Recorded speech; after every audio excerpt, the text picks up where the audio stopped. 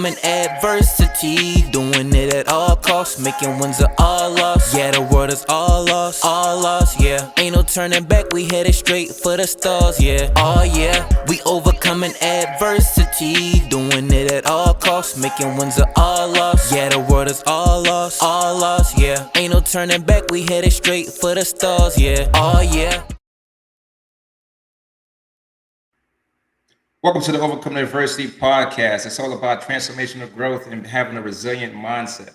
Before we get started, make sure you like and subscribe to the channel. I'm your host, Michael Allison. And today we have the founder and CEO of Champion Enterprise. She's a highly sought after motivational speaker and personal trainer. Her personal journey is based on the F words: faith, fitness, food, and fashion, which she lives by daily. Let's welcome to the show my good friend, Miss Arnita Champion.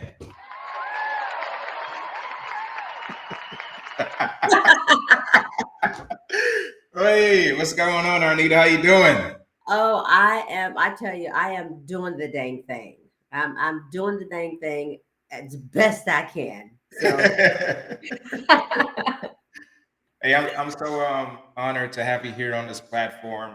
We've been speaking behind stage before we started this show, and I just want to tell you that I've been thoroughly impressed with your journey to where you're at today. I saw you on social media. You are one of the most energetic, admirable person that I could follow and get some inspiration from daily. So I just want to tell you thank you for that. Thank you for being here and being an inspiration to myself too as well. I thank you. I put it right back on you. I thank you. I give it right back to you. I'm grateful. I'm grateful for allowing you to allow me to give value to others. So that's what it's all about. How can I add value? And I thank you for seeing me as valuable and having me on this podcast. All right, let's do it. So let's hop into it. So you've been blessed to be where you're at now at this particular stage in your life, and you've accomplished so many things. But if we could reel it back a little bit, tell me a little bit about your upbringing, your background that led to where you're at now today. You know, I have to start with my background or my upbringing was the foundation of the background that I'm living out now. Um, Born in Norfolk, Virginia, raised by my mom. She raised four young girls. I knew my background was basically always running to or running from something. And I'll get into that. I'll expound upon that. I think that's why I'm always running. But my everyone always says Arnita, being my name Arnita Champion. They would say, Arnita, why did you change your name to Champion? Seeing that I had been married, what, three times? And it's like, but that just doesn't add up. Um, I can actually say I came out the womb a champion. I was born a champion. My Amen. father's name was James Champion. So I didn't know who I was until I took ownership of that name. And that was profound to me. And it wasn't until I was older that I realized, who I am and whose I am. But my background had a lot to do with it. My upbringing had a lot to do with where I am now. And I attribute that to my mom. Um, you talk about resilience. I didn't know the word resilience, but if I could, I would say Webster's changed resilience to Barbara because that's what it means. I mean, as a child, you just don't know what your parents go through. You think it's, this is how it is. This is life. And it isn't until you have to live that life.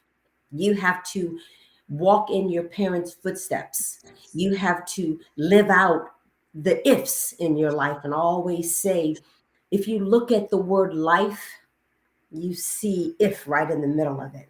Mm-hmm. And those ifs determine if you survive, if you quit, if you live out your dreams, if, and that's life. But my background is it's who I am. It's So I wanted to follow up with that. So you said your mom has been super impactful in your life. Could you tell me a little bit about your mom and where is she from Norfolk as well too, or a little bit about her? Well, my mom was from Washington, but Okay. yeah, I think I know all of my aunties and things. They're from Washington D.C. But my mom was, you know how they say your mom's a Taurus, or people that are Taurus are like bullheaded. That was my mom. Hmm. She pushed me. I ran track at a young age. At the age of, it was 5 years old.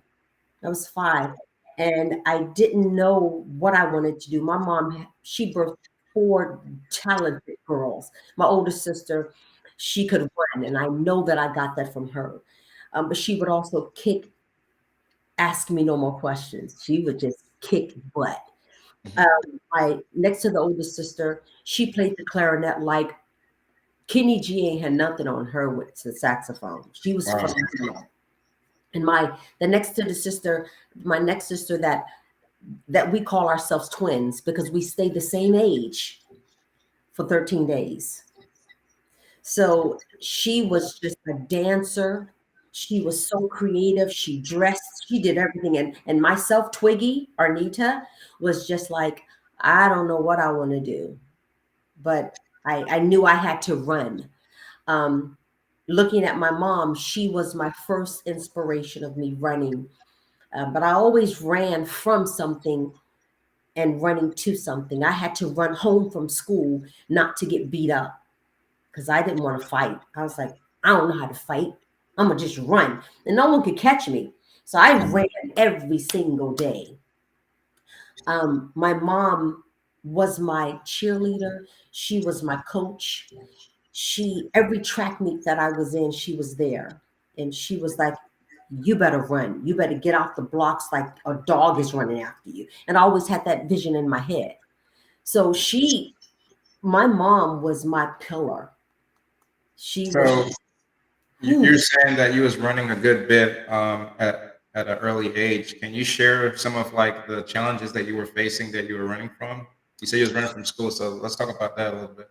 oh my gosh, I grew up in Norfolk, Virginia, and I went to Bowling Park Elementary.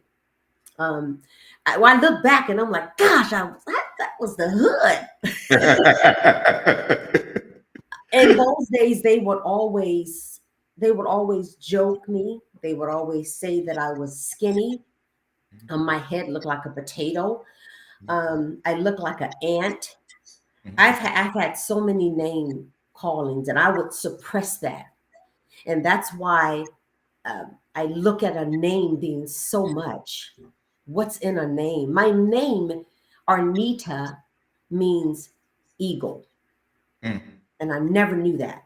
But I'm infatuated with, and I was infatuated with eagles ever since I was little. So running for me was an outlet.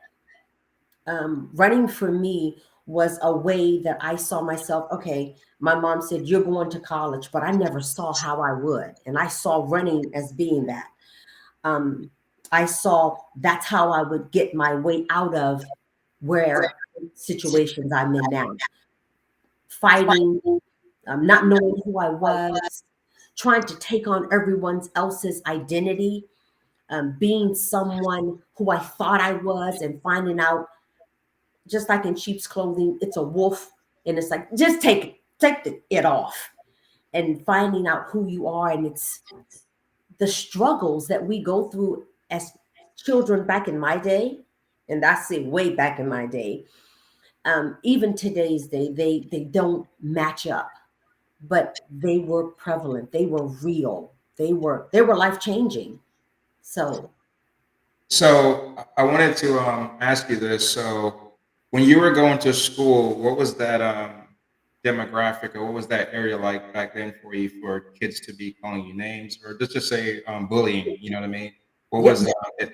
What was it like back in those times for 98% African American. you? Mhm. Yeah. To see, and you know what, the funny thing is that my elementary school was primarily 99% African American. Mhm. My mom transitioned us, thank God, out of Norfolk, Virginia to Virginia Beach, Virginia, where it was a culture shock Mhm. from 98, 99% African American to 98, 99% Caucasian or white.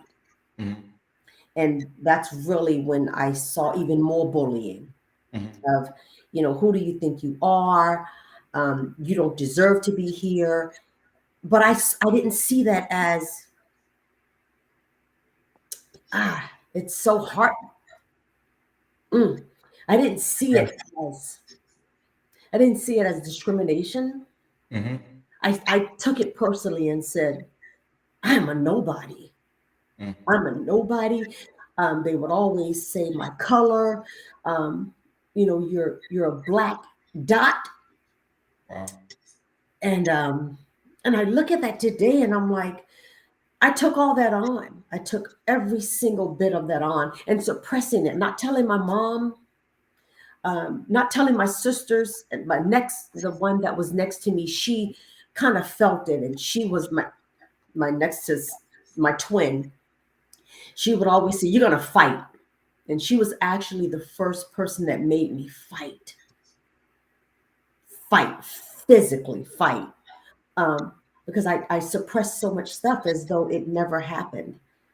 Nothing ever happened, so I don't remember it. Wow. Was that something that when she transitioned to another location in Virginia, was that something that carried on for like elementary school, middle school, and high school, or did it ever stop? It never stopped. Wow. That's suppressing. I am awesome at suppressing things because if I suppress it, it never happened. Putting it on the back burner, I can see it. I don't want to see it. I don't want to feel it. Every trial, every relationship, every setback, I suppressed it and said it never happened. And that is, it's good in a way, but it's horrible in another way. And I, to this day, at 58 years young, I can suppress things so well where it's like it never happened. And I think that's where I've forgotten the successes, I've forgotten the happiness, I've forgotten the memories because they're bundled up into one thing where one success leads to trauma, where I can remember it, and one trauma leads to another. And so I suppress the frick out of it. So I know a lot of times, like even for myself, as you're sharing that, like we bottle in all of these emotions and we don't have an outlet, you know what I mean, to express these things. I wanted to ask you, while you were going through these things and experienced it, and you said you had your sister that was close to you that was going through some of these things with you too as well, and you guys chose to fight back. I just want to touch real quick. What was it like for people that were in like official positions in regards to their role? Did any of them help you guys, and did any of them take up for you guys, or any of that sort of things during that time? When you say any of those guys, what do you mean? As in like teachers, principals, superintendents, counselors, those types of people in official roles. I would have to say, I know this. It was one of my coaches in junior high school because junior high school is when I really started excelling in track and field. Mhm. So, my junior high school coach, Miss Morant, was the one that saw me. It's like Avatar. I see you, Arnita. I Mhm. see you. She saw she saw my talent in running, but she pushed me further. I could just run. She said, "You're going to high jump, you're going to hurdle, and you're going to run the relay." And all of those significant events are pivotal things in my life. Even today, high jumping, the bar was always being raised. And it wasn't until I saw that it's like, I gotta go higher. I Mhm. gotta level up. The hurdles, so many hurdles in my life where I crashed into things, where I wanted to go around the hurdle, where it took me down, where I never thought I would get back up, where it tripped me up, where I just went right through the freaking thing, to teamwork, to passing that baton. I knew that baton that I ran with, if I didn't get it to that next person, game over, game over. So that teamwork kicked in, and then of course, the hurdles, the high jump, the long jump. I did all of those, but that one coach instilled in me that I could do whatever I wanted to do. The sky was not the limit. I And my love it. name, and I didn't even take on, my name wasn't even Champion then. I love it. One more question in regards to like childhood. I wanted to see what was the role of your dad during this particular time. Was he present or not? Negative. Negative. You know what, the funny thing is that I never knew my dad's last name was Champion, Oh, really? because my mom always called him Champ. Ah, I just thought it was Champ. I never knew it was James Champion. Never knew it. My father played a role in my life as I got older, when I changed my name, when I took on that ownership of champion, because he said, "You'll always be a champion." Never knew what that meant, mhm. but you look at my first name, A, and Champion. He said, "You'll always be a champion." And that's what I hold on to this day. We do have a relationship today, but back when I was growing up, no, I don't. He wasn't present in my life. It was my mom. So knowing that he was not present in your life at a Mhm. younger age, did that cause any I would say mental challenges for you as a kid growing up, or that didn't matter since he was not present for you? Hell yeah. That that absent father figure in my life, I can attribute that to the relationships that I got myself into. Hmm. I wanted, and I can say today, I wanted my boyfriends or husbands to be my dad. I wanted to be their little girl. I wanted to be their everything. I wanted them to be there like I wanted my dad to be there. Unbeknownst to me, that was a role that I put on them that wasn't supposed to be there.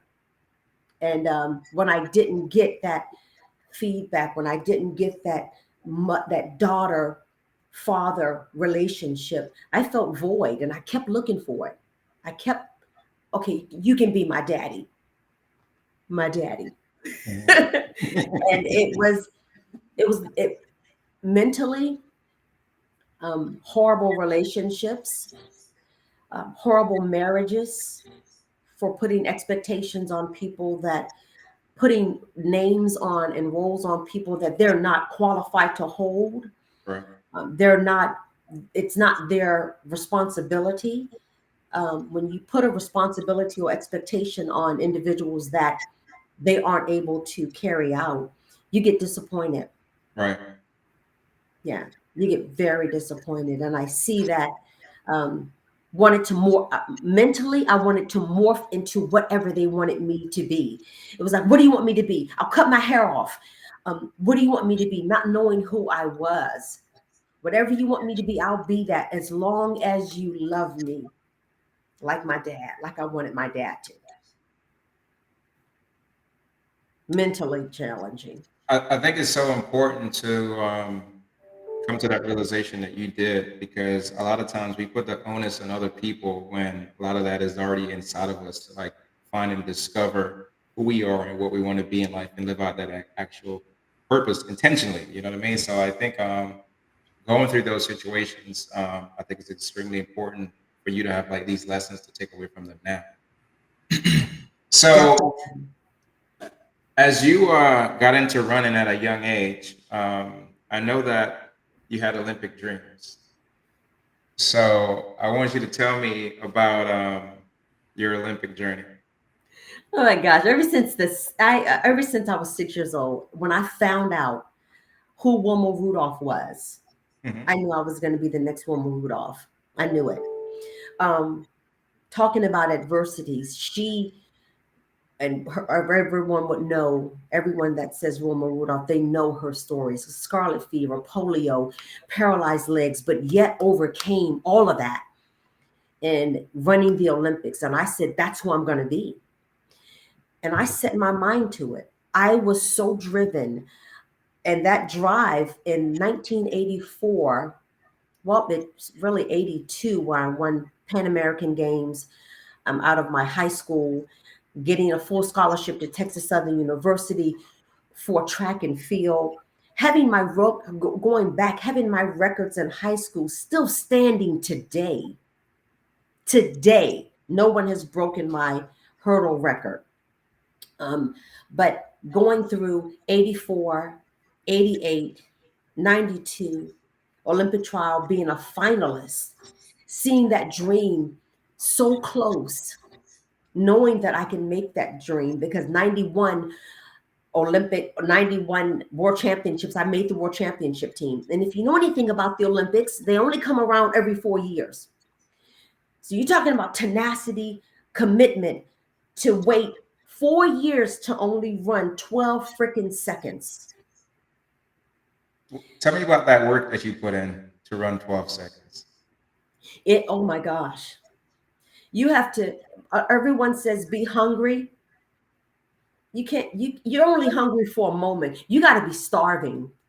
Mm-hmm. You have to be freaking starving to be a hurdler, to run, because I ran not only 100-meter hurdles, but 400-meter hurdles. And 400-meter hurdles, you have to switch legs. You have to be like, oh, here's a hurdle right here. Go over with the other leg. Mm-hmm. Or you're going to freaking crash it. Or you're going to stutter step, second guess it. You've got to be a monster to be a hurdler. And when you can hurdle and it knocks you down, it breaks your will, your determination, because you've worked so hard for 4 years, all to have gone in a second, in 1 second. And every time, 1984, the games were in Los Angeles. Mm-hmm. The youngest one to make the finals at that time, I was still in college. And I knew nothing. It was at the Coliseum, and I went all about the hoopla. Saw my name, saw my picture coming out of the Coliseum. Arnita, from my coach and everything, and I lost it. I was like, I went blank. And you could tell right out coming out the blocks, I got, I think, 6th place. Mm-hmm. And if you believe it or not, Michael, 6, 6, 6. And that's the places that I got in 84, in 88, and 92. I was born June 6, 1964. And people say, oh, that's the mark of the beast. I'm like, shut up. No. That's the mark of an angel. Angel too, dang it. This angel. I just found that, running, you got to fight. You have to be starving. Hungry is not going to get it.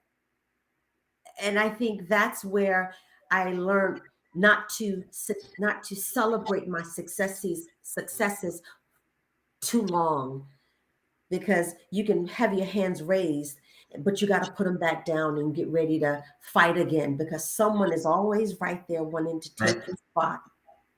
Right. I wanted you to touch on a little bit the importance of that level of confidence that you had, and if you could touch on also about just being disciplined to master that craft that you had at that point.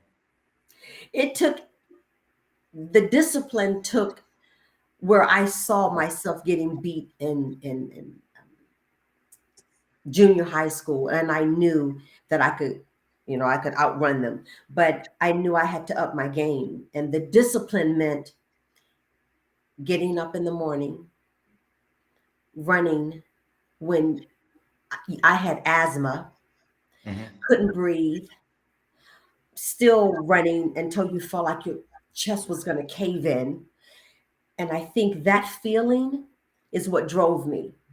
I wanted to feel that because I knew that if I could break through that, if I could just break through that, I knew that I would succeed. And so every time I felt like I was almost dying from not having air, it's like one more breath, one more. Are you going to break through it? And I promise you, that's when it happened. Because that one moment where you think you're dying is when you live. When you think you can't go anymore, that's when you end that cycle of not being able to do something and you begin living. So that's why I always say at every end, there's a beginning. Hmm. But you got to be willing to end it in relationships, in bad habits, end it to begin another one. But that discipline, the confidence only came from failures. Mm. It didn't come from successes. Mm. It came from learning what I did wrong,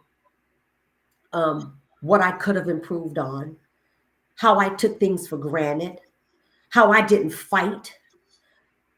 I always remember saying, I'll do it tomorrow. I'll do it tomorrow. And tomorrow really never freaking comes. No. No one ever says, when did you do it? I did it tomorrow. I did it tomorrow. You do it today. Today. Today. Today. It was living that life in that moment. And this day, I still hold on to the discipline, the determination, the comebacks from comebacks from the setbacks, looking at letting go of the past because my past, looking at it, depresses me. I go into depression, battle major depression after not making the team, trying for 3 years. I tried for 3 times, not having anyone to say, I got you. I dealt with it all on my own because you don't have systems set up for the Olympic Games that for people who don't make it. It's only for people that make it. Wow. Um, Dealing with the future, saying, what am I going to do? That brought upon anxiety, anxiousness. And it wasn't until I said, I got to live in today, the present. This is a gift from God right here. This is the only thing I can take care of. Living in the presence is what gives me peace. Living in the past, depression. Living in the future, anxiety. Living in the presence, that's where your peace is, because that's what you can control. At any point while you were going through all of these things that you were facing, and I'm actually surprised that there's nothing in place if you don't make it. I wanted to ask you, did you ever at any point felt like giving up?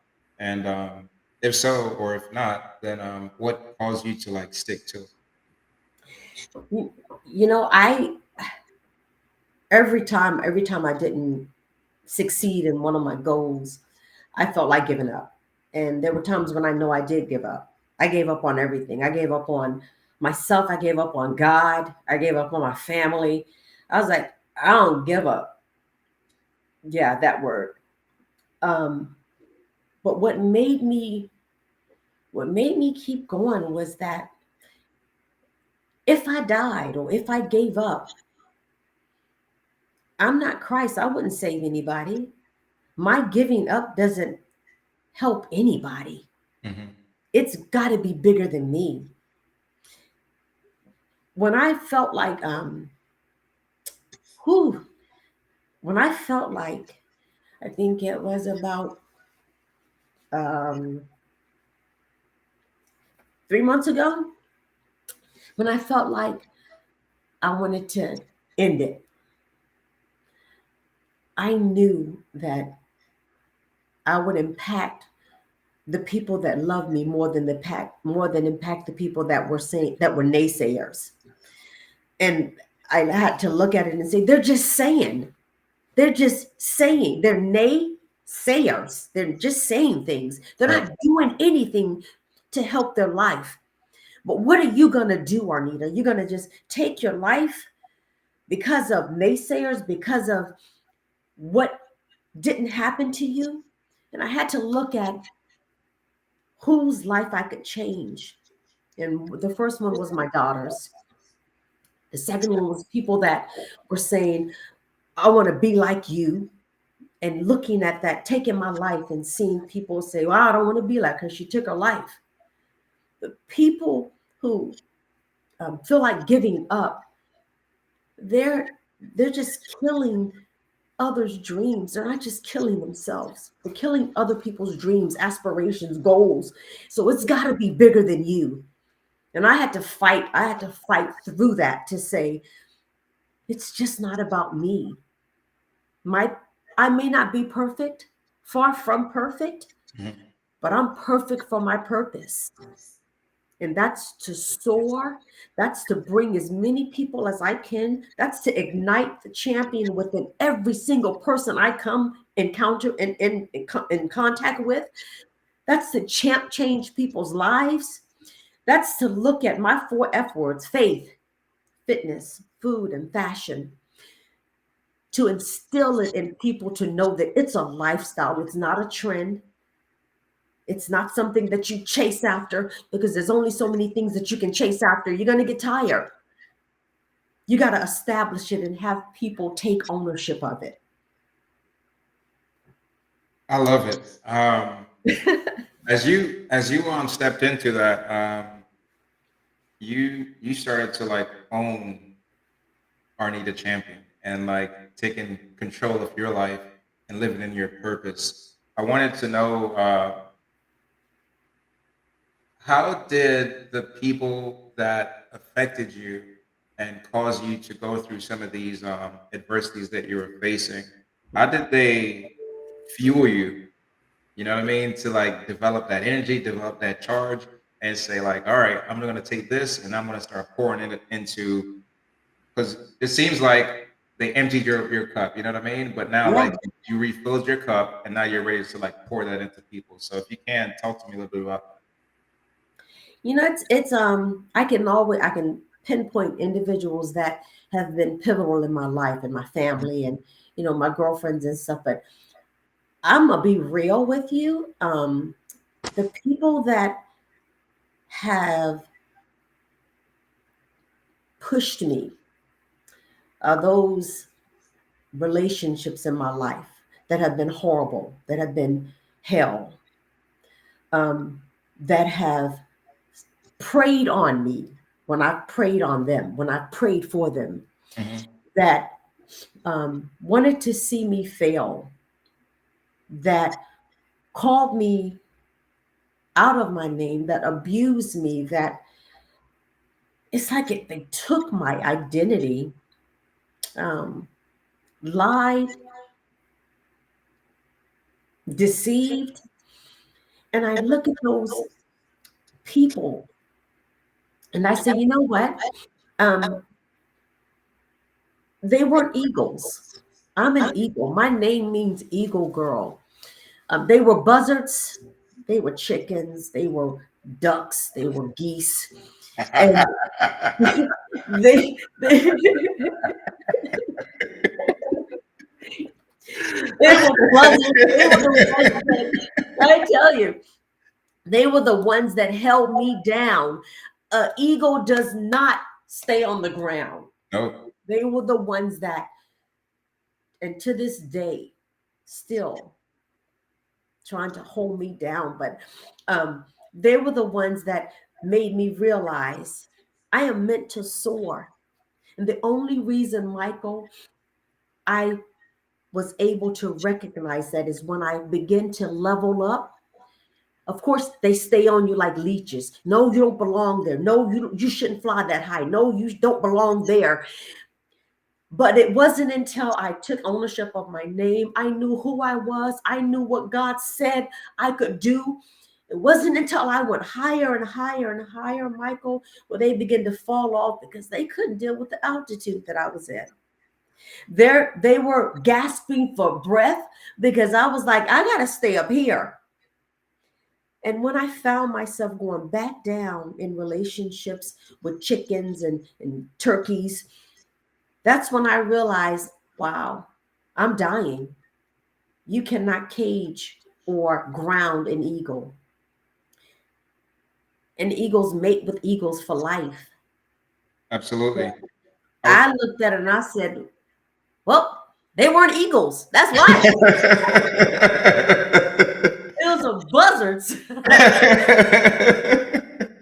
If you, I really had to look at it and say, it's ironic, it's oxymoron, but I say I give a toast to you because you made me who I am today. You made me recognize whose I am and who I am. And I will never, never, ever look at taking someone else's identity or having taken on someone's identity just to have them love me. I am enough. I was born a champion. I'm a champion now. I will be a champion forever. Forever. I love the statement, I am enough. I actually said that in my TED talk. I was talking about that. When we start to learn the value of ourselves, uh, you could put everybody else in the backseat, in the trunk, wherever. It don't even matter. You know what I mean? Once you start valuing yourself and knowing your worth. I wanted to touch a little bit on what you just said. So you chose to have a certain type of mindset, and you had a identity shift in your life. I wanted to know what was that pivotal moment in your life where you chose to make a difficult decision, and I don't know if the right word is risk. I want to say, but just to like I'm not going to go this direction. I'm going to change my life, and I'm going to go this direction, and I'm going to like start owning who Arnita Champion is. It was when I saw myself dying. It was when I saw the high blood pressure, Mm, the depression, the anxiety, the stress, my hair falling out, the acne, the weight loss, the lack of the drive to live. And I said, I'm letting someone else determine who I am. I'm letting someone else have that much power over me. And the biggest thing that I had to deal with was to let it go, to forgive, because I kept thinking what I could do to people that have hurt me, what I could do. And I lived a chunk of my life thinking what I could do when I should have been living who I am and what I can do for myself. I lived in unforgiveness. I lived in bitterness where I should have been getting better. I lived in the fact that if I hold on to this unforgiveness, I'm going to kill them, unbeknownst that it was killing me daily. mhm. Thinking it's like poison. You putting poison in someone and you drinking it and saying, now, there you go. I actually had to let go and say, what God can do to them is far more what I could do. Vengeance is not mine. Mm, Even though it's like I could think of multiple things that I want to do. mhm. But when I said, I have to live for Arnita, I am not just enough, I'm more than enough. When I see who God calls me, He says, you're the apple of my eye. You're more than a conqueror. He said, you will mount up with wings like eagles. You will soar. You will run and not be worried. You will walk and not be faint. And I had to say, I have to continue to say those daily, repeatedly, because when the enemy comes in like a flood, that's when my God raises up a standard. And I took that both ways. I put a comma where I should have just removed the comma, because it says, when the enemy comes in like a flood, the Lord will raise up a standard against them. And I was like, whoo, he bum rushing, he coming in. He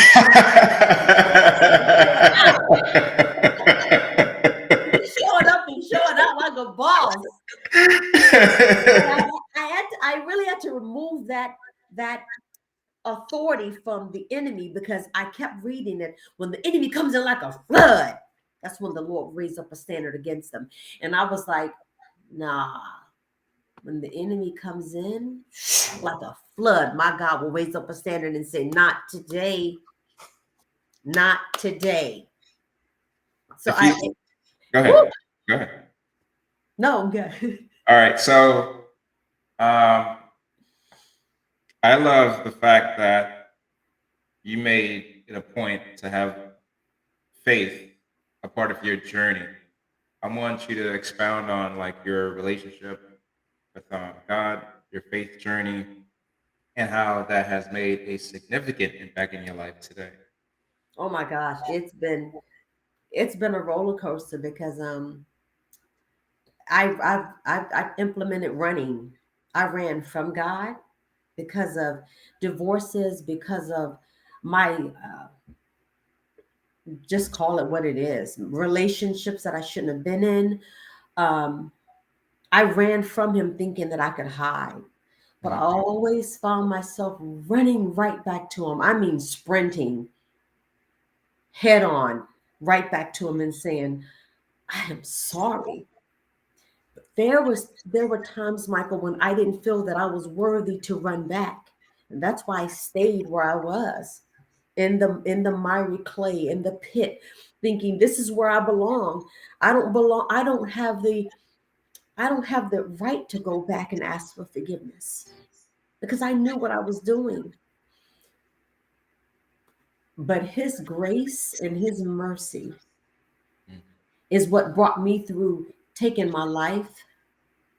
Um, I think taking someone else's life, forgiving myself for taking others, for taking lives.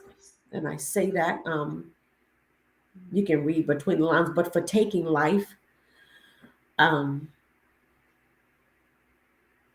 mm, and in the end, him giving me life and life more abundantly, just daily. I built my physical body up so to the point where I can work out every day. I can work out 3 times a day. But unbeknownst to me, my body's dying daily. But I did not realize that if I work my spirit man out 3 times a day, whoo, I'm a Goliath, I'm a Gabriel, I'm a Michael. And so I found that I'm gonna feed my spirit like I feed my physical man. I'm gonna feed it. And I don't care if I get obese in the spirit. That's What you want? right. Because I found myself, there was an image, Michael, that I had when I was continuously feeding my physical man off of whatever I wanted to, Mhm. off of drugs, off of men, off of pleasures, off of people's um, what is it? The popularity that I took on from people, like, oh my gosh, I'm this, I'm that, yes, I'm this, and holding on to it. And I saw this man. It was this little teeny dwindling person. It was just so frail, and it was like a skeleton. And he was just sitting on the side of the corner, just sitting right there. And he was like, just feed me. Just feed me. And I was like, he looks horrible. He looks horrible. What the heck? And I was like, I'll give him something to eat. And it's like, feed me the word. Just give me that bread.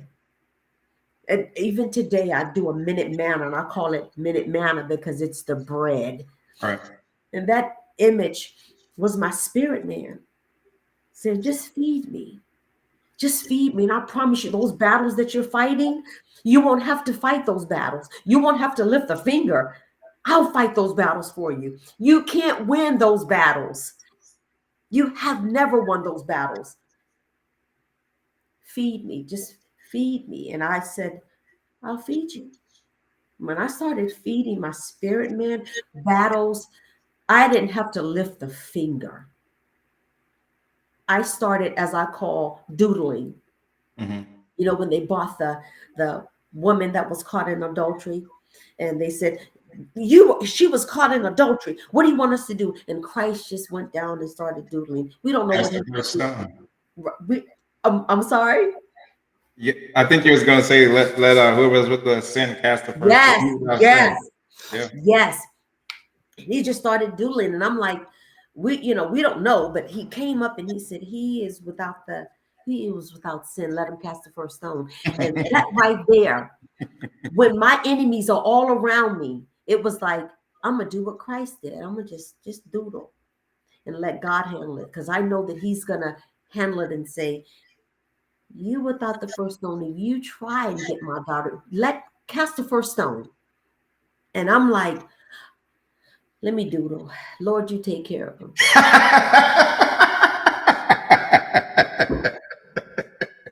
Let me just doodle. so so check this out. So for me, as we were sharing before, I've experienced molestation, bullying, suicide, uh, alcohol, medications, and so much more. And I went through a long period of depression and all these things I just bottled in, bottled in, bottled in. I put inside of a bottle. And it was not until that particular point where I shared with you when I thought of taking my life that I had to break the bottle and had that transformation in my life. And that's when I started living on purpose, living a fulfilled life, and decided to pour into people and share my message with people and just be a light to help change people in this world, whether it's one person, two person, it doesn't matter as long as I have that impact. I want to know what it was for you. You've shared with me some of the situations you went through as a kid, as a child. You grew up earlier without your dad.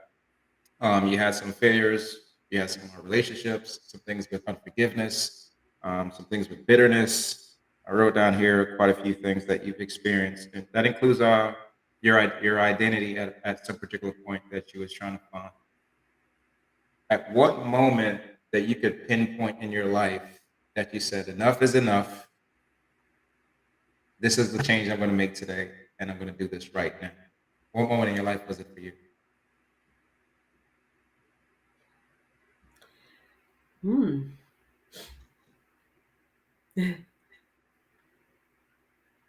It was recently. It was, believe it or not, but that's crazy.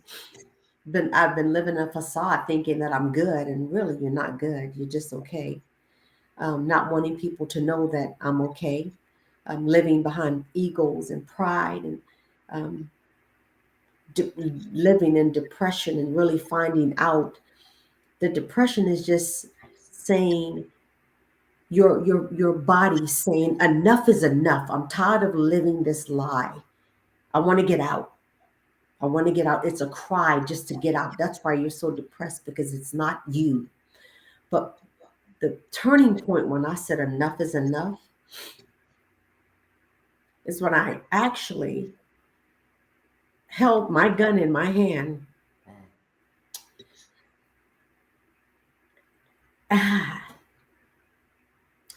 and tried to figure out how I would not make a mistake and come back lame, come back paralyzed. It wasn't until I pondered and had that gun in my hand, figuring out if I should put it in my mouth or my temple or my throat.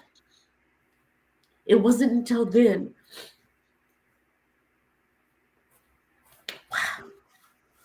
It's okay. mm, It wasn't until then that I said, Lord, if you don't take control of my life, I will take my life. Mm. And he said, give me your life. I'm not going to take it. Give it to me and watch what I do. And from that moment on, it's been living those four F words: the faith, the food, the fitness, and the fashion.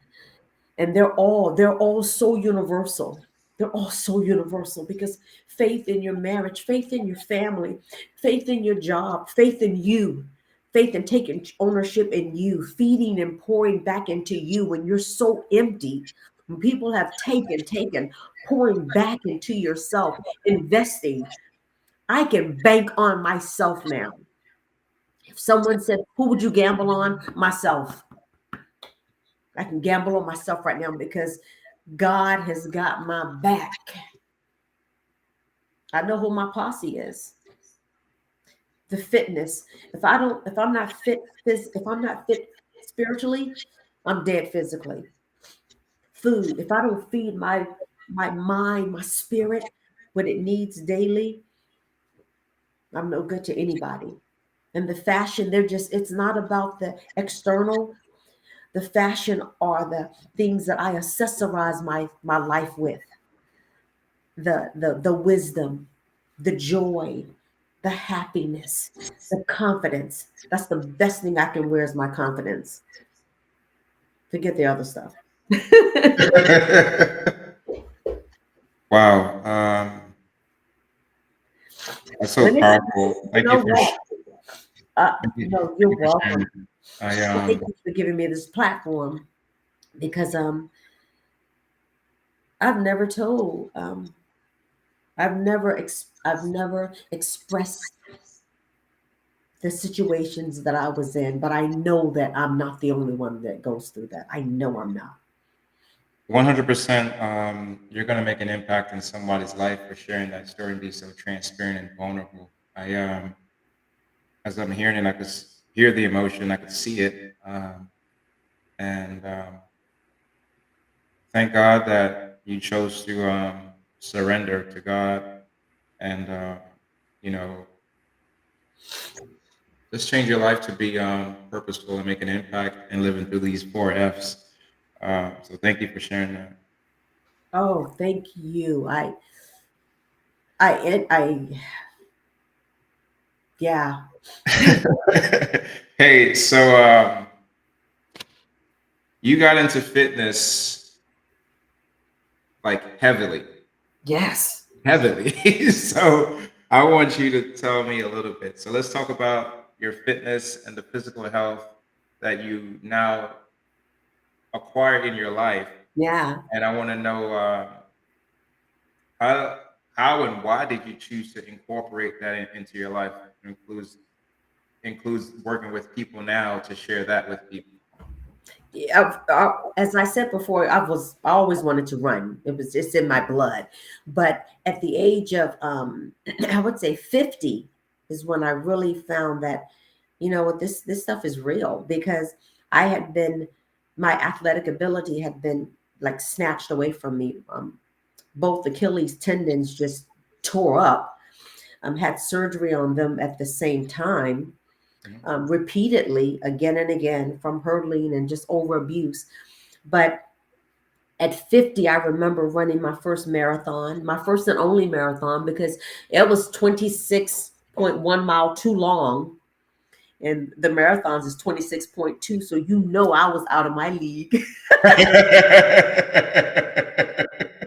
And I went against it with my doctor's advice. She said, "Don't do it.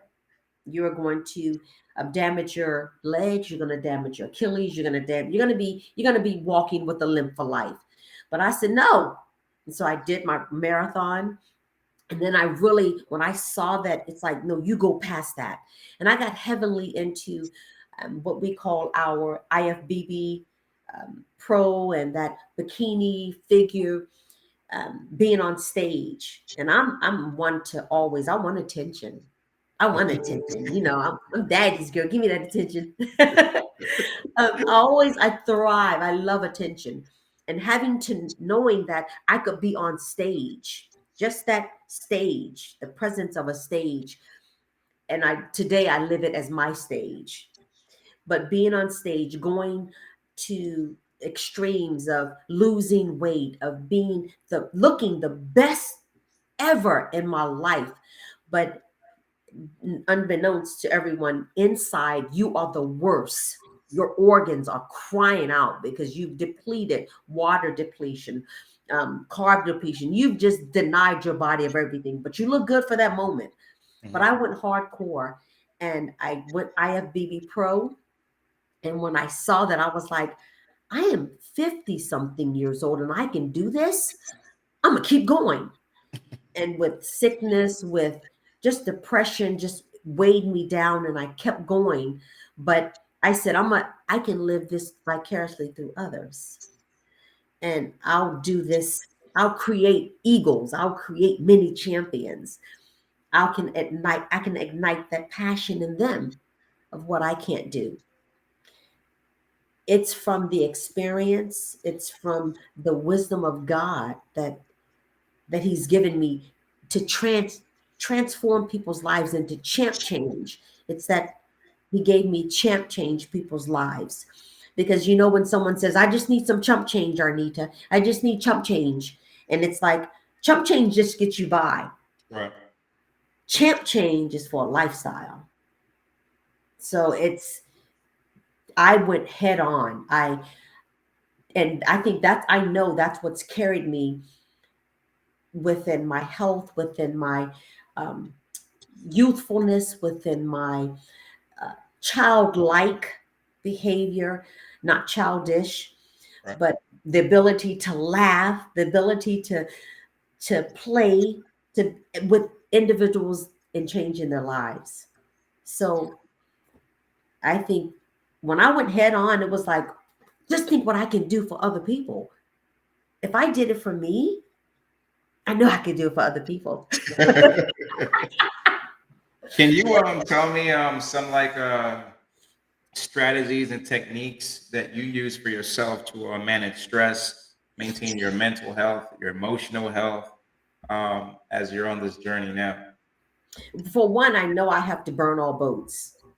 When they say burn the boats, you always want to have an ABC plan, but when you procrastinate, you are saying wait, or that tomorrow. That word tomorrow to me is like kryptonite. So my strategies that I deal with in procrastination, in getting things done, I never say I'll do it tomorrow. I'll say I will start on it today. And I always look at accomplishing 3 tasks, just 3 tasks within the day. Once I've accomplished those, I reward myself and say, you did it. Okay. Those 3 things. Don't take on anything else. And the 3 things are prioritized between A, B, and C. The A's are the most things that I should do because I always do this. They should be the priority things. The C things are you want to paint your nails. But I remember in teaching, because I was a professor as well, I remember teaching my students a time management and a procrastination technique. And it was the days of the weeks. And it was Monday, making it meaningful. Tuesday, taking it apart. Wednesday, writing it down. Thursday, telling somebody. Friday, finding a reward. Saturday, settling it now. And Sunday, just saying no. And those things, that Monday, making it meaningful, what do I need to do? How is it going to add value to myself and others' lives? The rest spoke for itself, taking it apart. We want to take on so much. Wednesday, writing it down. You write the vision, make it plain. Thursday, accountability. Tell somebody what you're going to do. Within 3 days, I'm going to do this. That's what I want to do. That's my timeline. Finding a reward for that, because we always want rewards. Saturday, settling it. This is what I'm going to do. There are no ifs, ands, or buts. And then learning to say no, because we always say, okay, I'll do it. And we just take on so much. Well, we are empty, but we're still giving and just giving, and we're empty. And I find that you can't give what you don't have. You're just giving air. That's nothing. But I found that, And one thing, I was listening to a motivational speaker, and in procrastination, it's counting backwards because your frontal cortex doesn't understand when you count backwards. 5, 4, when you don't want to do something. 5, 4, 3, 2, 1.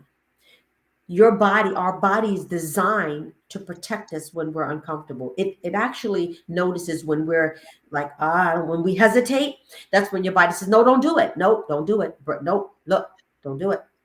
But when you say 5, 4, 3, 2, when I get to 1, I am either up You're or I pushing forward. do what I need to do, because you got that 5 second, that's 5 second rule. If you don't do it within 5 seconds, I promise you, your body will say, don't do it. I'm going to throw up on you. I'm going to faint on you. I'm like,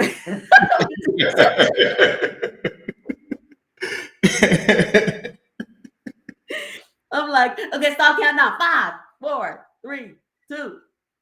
And by the time you get to 2, your brain doesn't stop you. But once you get to that 1, it's like, stop her. Look, destroy her.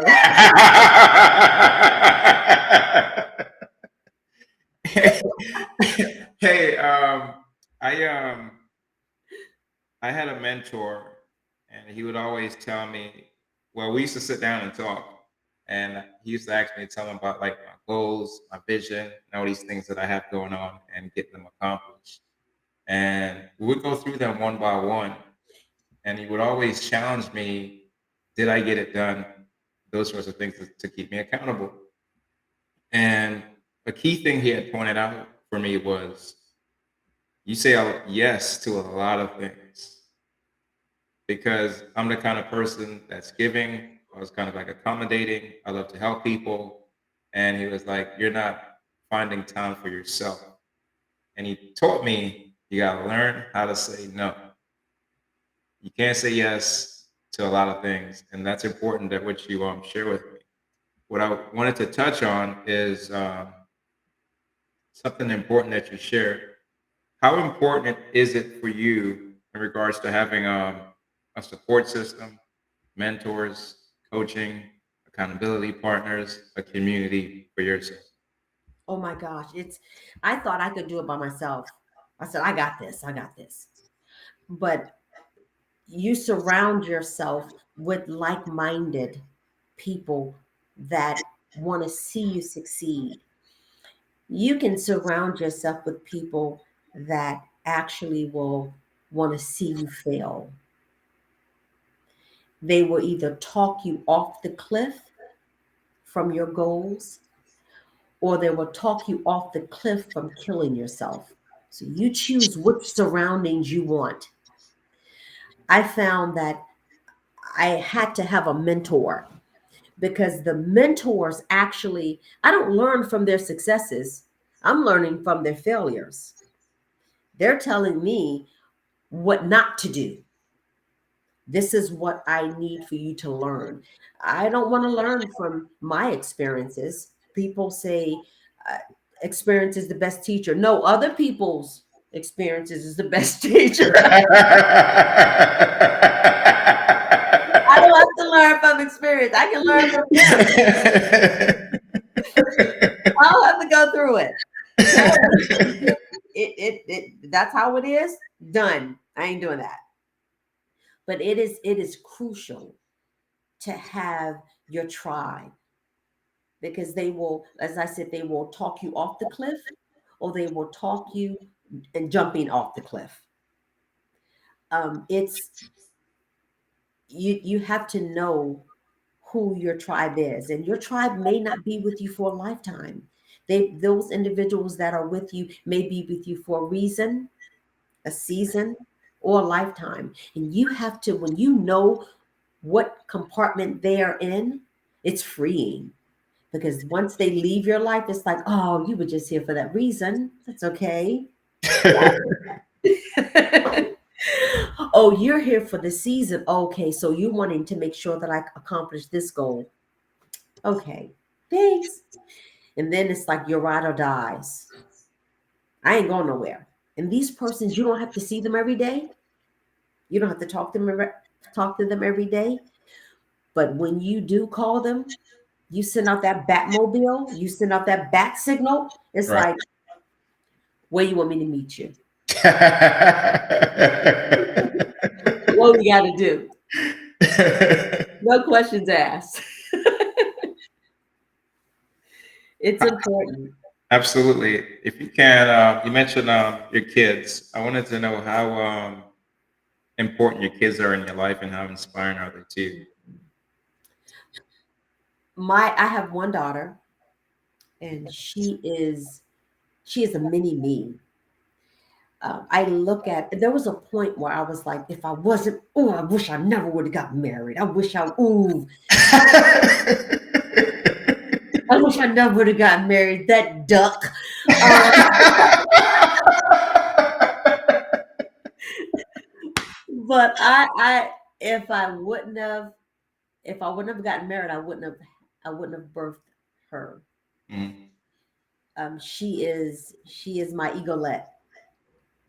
I have thrown her out of the nest. Um, when I see her struggling, I swoop her back up, put her back in the nest, throw her out again, only to make her stronger. Because that's how eaglets' wings get stronger. They gotta flap them. They gotta oof. They gotta pump as hard as they can in flapping. But my daughter is she's my joy. Other than my God, my God's given me her. It's a gift from God. Um, she's my everything. She's my everything. And I wanna, we always want to give the world to our kids. Yep. Um, but if I gave her the world, she wouldn't know what to do with it. She would. That's the thing. We always want to give our kids the world. We want to be their friend. We want to be, their side buddy, and we know where we stand. The respect, the loyalty, the unconditional love, the trust. You have to instill that within them. You train up a child in the way they should go, and when they depart, they won't depart from you.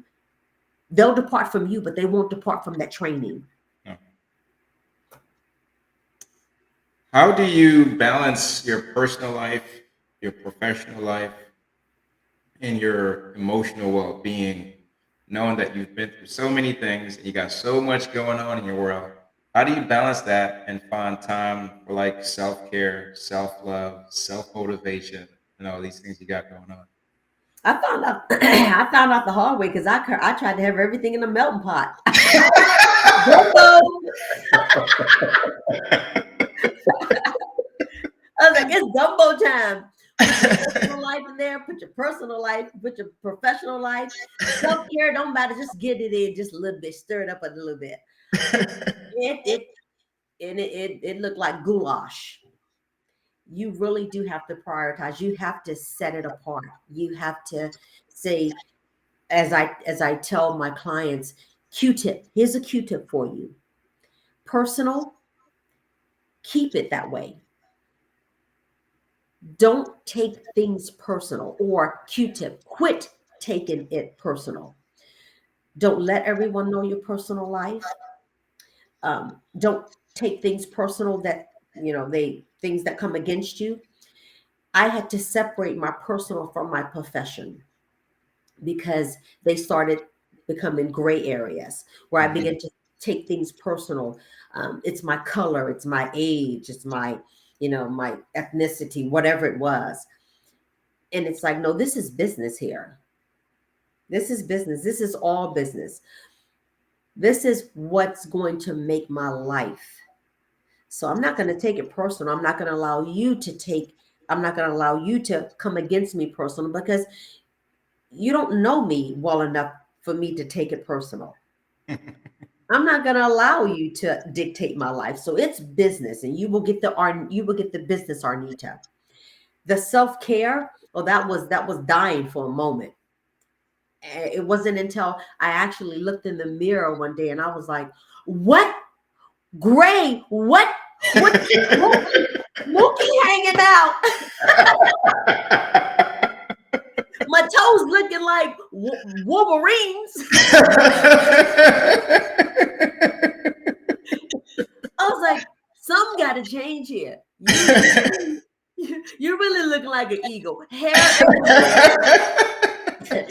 You're getting bald. You're becoming a bald eagle. You got range. You got everything. It wasn't until that my sister, she saw me and she was like, "Woo, you really going through it, aren't you?"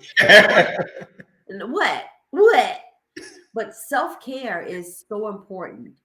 Self-care is so important.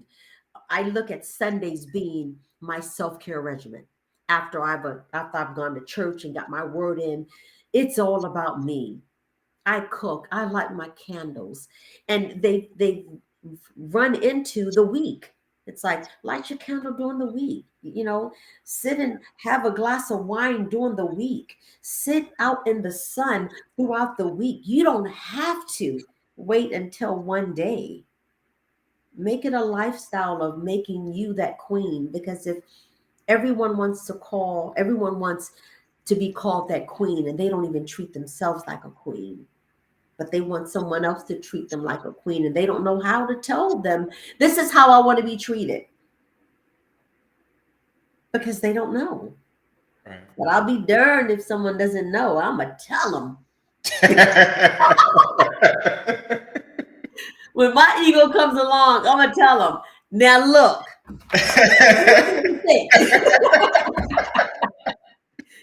this is what we doing, okay? Hey, so you decided to package all of this life experience, all of this knowledge, all of Yes. this wisdom, and you say, I'm going to put this in a business. Yes, I Tell me did. about this business of yours. Yes. It is a 5-week, I say 5 weeks, is really 6-week program. And the program is called A Champion Now, A Champion Forever. Looking at women 50 and over, because there's so many variables that come against us, either menopause, either, our metabolism, hormones, and those play a huge part in our lives. They play a huge part in those 4 pillars: faith, fitness, food, and fashion. And I look at it, and they're 4 pillars, they're 4 modules that will it's like a reset, a overhaul, that bring you back to square one to say, here I am, looking in the mirror, saying, this is who I am. Where do I go from here? Taking baby steps, not jumping in the ocean just because you can swim, but taking those baby steps, analyzing it and saying, I did that. Now where do I go? Looking at what you have faith in, who you have faith in, looking at how bad do you want it, looking at if you want to live or die, because that's point blank. The way you eat, you don't live to eat, you eat to live. Looking at where are you going to be within the next year, either in fashion, either in fitness, either in faith, either in food. Where are you going to be in the next month if you don't make a change today? Those modules they're active. They give you huge exercise. You have a journal. You have me talking to. You have a support group. You have daily affirmations that are focused on scriptures, that are focused on who you are, and that's 50 and over. Who you are as a queen, who you are as God's woman, who you are, and taking ownership of it. And it is work, because I was my first student. And I was my first student, and I looked at it and said, I am branding myself. I'm branding myself. Check this out. Look at that. You see that AC? See that eagle's head? He's an eagle. That's the eagle. But it's all about the Arnita Champion, faith, fitness, food, and fashion. I absolutely love it. I absolutely love it. Congratulations, man. Congratulations. I love it. I love it. I'm excited. I'm excited. I am truly excited because it works. I am a living witness. It works. I've done it. It's tried and true. I was my first client. I And wanted I came to. out pretty good. I, 110% agree. Probably more than that. 1,000% agree. So um, you've had a journey. You've experienced a Wow. lot. I probably did not even get to like touch on a good bit of some things that you experienced. And we might have to do a part two. Yes. But I wanted to ask you. Um, you've been through a good bit, and I know our listeners is going to take away a lot of gems, a lot of information, a lot of resiliency, a lot of mindset things that you've spoken about. If there were some lessons, if there were some advices that you wanted to share to our listeners, what are some key takeaways that they could take from your life and from your story that you'd like to impart on them? Life is not a sprint, it's a marathon, it's a journey. Enjoy the journey, enjoy every moment. Live in the day, live in today. It's not a sprint, it's not microwave. And the key thing, microwaves, once you get the food out, they're cold anyway. It's like, no, trust the process. Whatever process you've committed to, trust it. You didn't get to where you were or are overnight. It was a process of you getting there. Trust the process of you getting to what you're going through, and look for those wow moments. And I say wow moments because look for those walking on water moments. Look at those times, remember those times when you didn't think that God was there. He was right there, closer than you think. Look for those wow moments when you should have been gone. You could have been gone, but you're still right here. And embrace those wow. That was God. Wow, I did it. And those are your walking on water moments. They're miracles. So I think you've had a fascinating journey, and I think I would like to have you back on for part two so we can talk about some of these experiences that you had. Yes. But as we get ready to get out of here, I really want for folks to get to know about your company, about your business, and how they could work with you. So if you Yes. can, share with us how anyone could get in contact with you, work with you, reach you, and so forth. The floor is yours.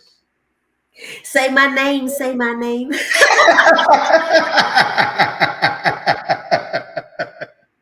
And I say that because I branded my name. You can find me by researching Arnita Champion.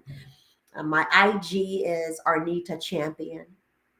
My Facebook is Arnita Champion. My website is arnitachampion.com. My YouTube channel, which is going to be just a plethora of all of my F words: faith, fitness, food, and fashion. Workout. You want to work out with me? YouTube, Arnita Champion. You can contact me by emailing me. It's Champion Enterprise. And I named the company Champion Enterprise is because you enter into a program, whichever one, and you always come out with a prize, a better mindset, a better body, a better thought process. You end up with the prize. So it's Enterprise Inc. at gmail.com. Thank you so much. Ms. Arnita, this has been one of the most inspiring stories that I've heard.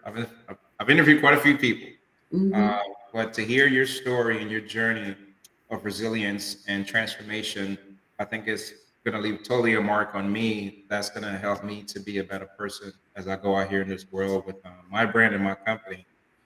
Totally inspired. So I just want to tell you, thank you for coming here, being transparent, being vulnerable, and just just trying to inspire this world with your story. So I just want to tell you thank you for that. I thank you, and you are more than welcome. Thank you. Thank you. I'm glad I changed your life. But it's more to come. It's more to come. I always say my latter days are better than my former. Absolutely, It absolutely, only gets better. It only gets better. absolutely. Mm. So before we get out of here, until next time, is there anything that you want to leave with our listeners before we get out of here? Always, this is what I want to say. Look at peeing. And people say, what? Peeing all over yourself. Look at the people you're around. Look at the places where you go. What plans do you have? And what promises are you standing on? So start just peeing. Thank you for those peeing experiences. No, thank you for that. Thank you for stopping by, guys. We're getting ready to get out of here. We had the lovely Miss Arnita Champion. I'm your host, Michael Allison. Until next time, where we drop new episodes weekly. You can follow us on YouTube and all of our channels. You can subscribe to the channel. Peace, and we love you guys. Peace. Can't complain at all. Couple dollars in my pocket, no income and go. Been working on my body, getting healthier. Thank God for clarity.